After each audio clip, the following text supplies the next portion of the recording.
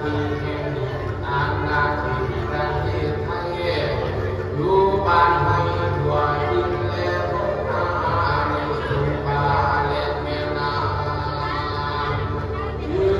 นยันสันติพลังเป็นแห่งนี้เท้าสีสุโธนาคราชราชาผู้เพียงไกลที่อาศัยผู้ก่อเทียมตำบลยืนกราบันยืนมองแก่ฤาษีผู้นี้นาทั้งร้อยแปดผู้ประสาสนตาบาพระสิทธินั้นมาได้ลืมดีผู้ดุงขอฟ้ามีอาจเป็นมหาผู้คนละเลิศให้เลิศใช้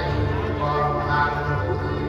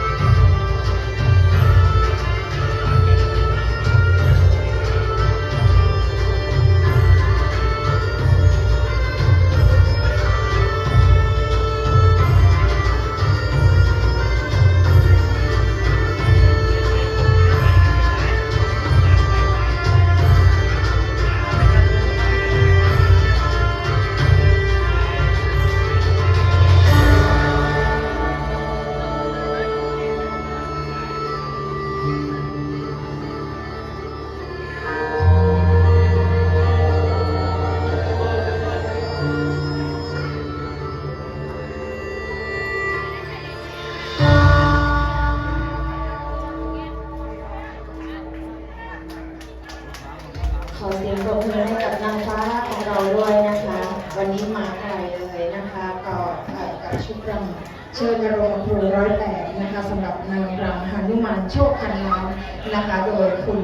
ฉัตรพการัตนแสงล่านะคะเดี๋ยวมารับของรางวัลนะ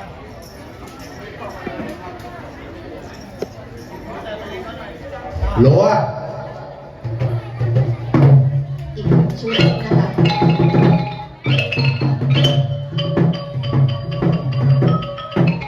สิทธิพยัคฆ์โคโสสิทธิพยัคฆ์โคสา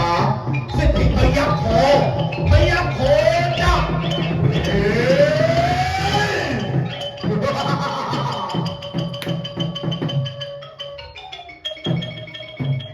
หลัว